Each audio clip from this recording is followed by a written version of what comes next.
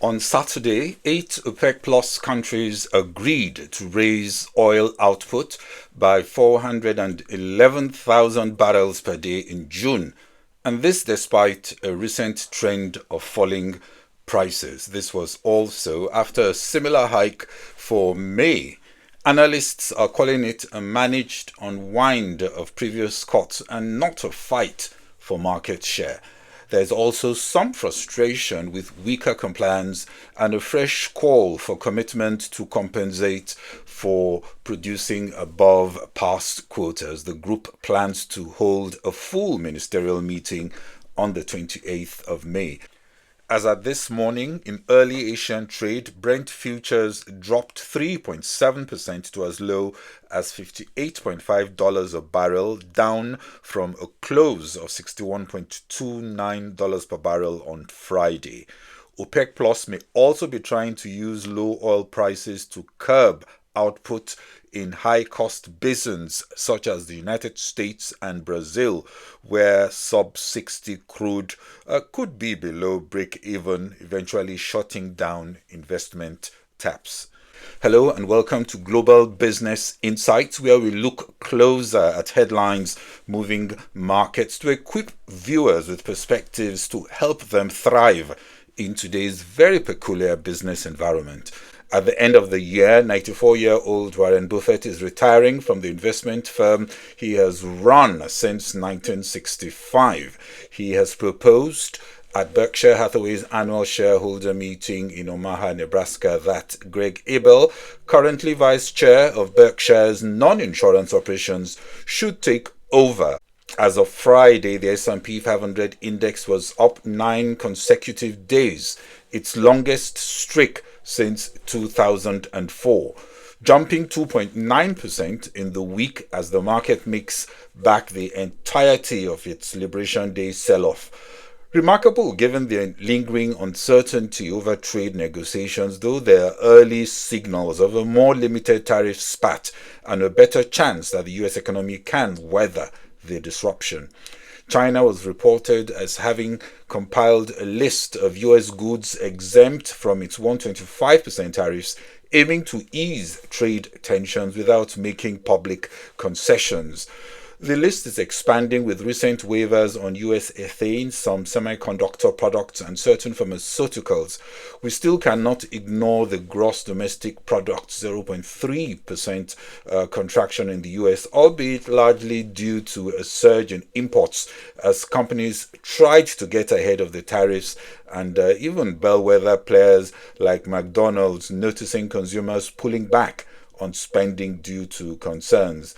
Today, we get composite and services flash US PMIs for April, and indeed, the next signals could be very instructive. Also, it would be great if US closes some trade deals with, say, major players like Japan and the EU this week, and not so great if the spat with China takes a turn for the worse. Shell is reported to be working with advisors to evaluate a potential acquisition of rival BP as it observes BP's stock and oil price declines before deciding on whether to pursue a bid. When asked of the BP acquisition, Chief Executive Wael Sawan said he would rather buy back more Shell stock, adding that there is greater need to have Shell's house in order. Markets are abuzz with the possibility of the deal, also speculating that any final decision will likely depend on how much lower BP's stock falls. It may end up being too cheap to resist. Democratic Republic of Congo said on Friday it had become the latest African country to grant a license to Elon Musk's Starlink. A unit of SpaceX, the satellite internet provider, is live in more than a dozen countries in Africa and rapidly expanding its services on the continent. In April, it got licenses to operate in Somalia and be live in Lesotho. The Dangote Group has launched a major agro-industrial sugar refinery project in Kwame Danso, Ghana. This includes a daily cane crushing capacity of 12,000 tons, irrigation of 25,000 hectares, and production of sugar, molasses, and ethanol, all with the support of Ghana's One District, One Factory initiative. This project also addresses Ghana's annual $162 million sugar import bill and fosters a local, sustainable and impactful solution. And in Nigeria, the former Group Chief Executive Officer of the Nigerian National Petroleum Company Limited, Mr. Mele Kyari, recently declared that he was ready to give account of himself as the Economic and Financial Crimes Commission continued with its probe of sacked officials of the National Oil Company. The EFCC is reported to be investigating fraud and abuse, including senior officials involved in the rehabilitation of the government-owned refineries, which gulped about $3 billion. The finance minister also said recently that a forensic audit was ongoing. Analysts are concerned as they await more details. Definitely a space to watch as the new team takes over in NPCL.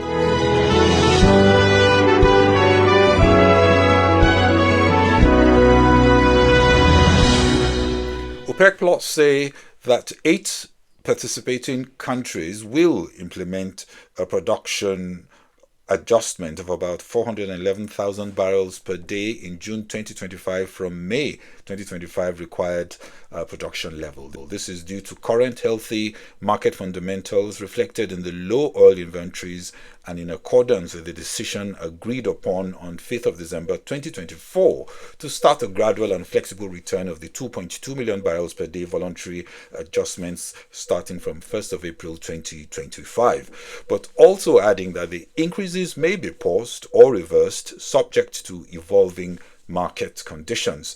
This flexibility will allow the group to continue to support oil market stability and provide the opportunity for the participating countries to accelerate their compensation for previous overproduction. The 8 OPEC Plus countries hold monthly meetings to review market conditions, conformity, and compensation, and will meet on the 1st of June to decide on July production levels. The hikes also follow calls from Trump on OPEC Plus to raise output. Trump will visit Saudi Arabia later in May. And on Friday, if you look at Brent Crude futures, it lost more than 1% to $61.29 barrels as traders braced for more oil from OPEC Plus. The downturn in prices is expected to continue amid lingering trade tensions and concerns about economic growth. Analysts are of the view that we could see further accelerated hikes for August, September, and October, with the idea of unwinding the remainder of a huge portion of voluntary cuts, especially if Iraq, Kazakhstan, and other laggards do not improve compliance and deliver compensation cuts. Saudi Arabia, which had cut its own production by 2 million barrels per day over the past 3 years, is said to be frustrated with bearing the larger portion of the OPEC cuts, while other members consistently pumped above their quotas. Saudi Arabia, reportedly displeased with non-compliant members, has briefed allies and industry officials that they are no more willing to prop up prices with further supply cuts, while others apparently are cheating. Crude oil prices continue to be volatile, as we see when there are many conflicting signals. Brent, however, of late has been slipping fast at just over $61 over the weekend and could still slip further. There are indeed conflicting signals from the ongoing US-China trade talks. Analysts are watching developments from the US and Iran talks of a deal over the nuclear program. Iranian Foreign Minister Abbas Araghchi said he remained extremely cautious about the success of the negotiations as nuclear talks between Iran and the United States in Oman continue.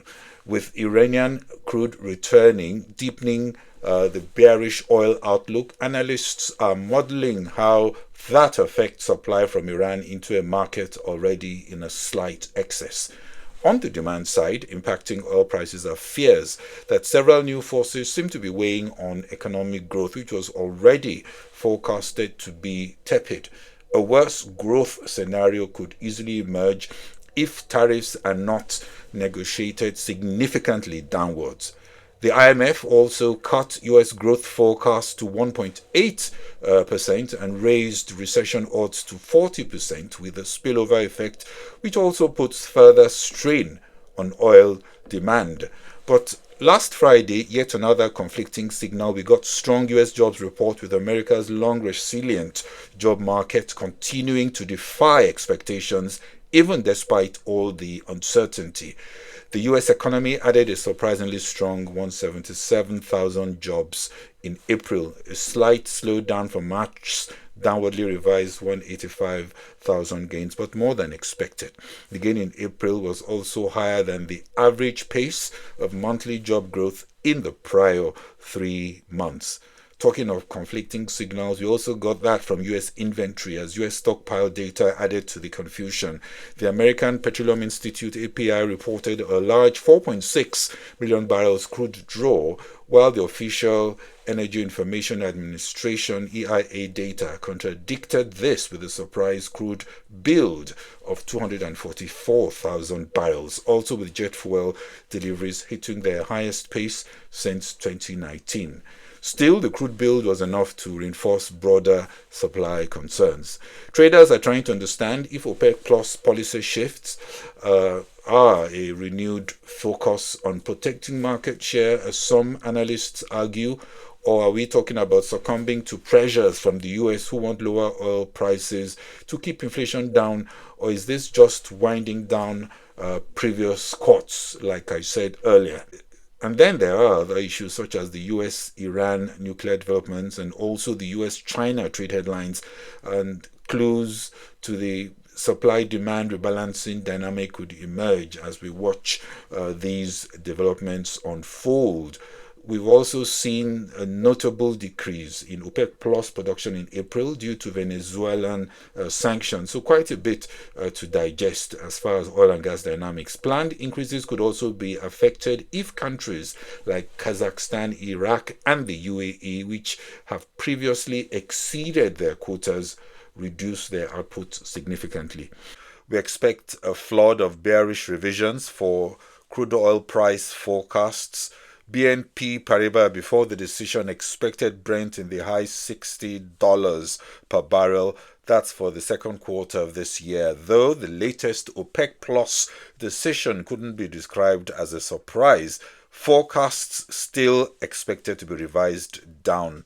For BNP Paribas, we could be talking of the low 60s. Baring had to predict supply shocks. EVI had forecasted for crude range-bound $65 to $70 in Q2 for the Brent standard. This is now revised down to $60 to $65. Q3 average for Brent would still be as low as sub $60. That is on average.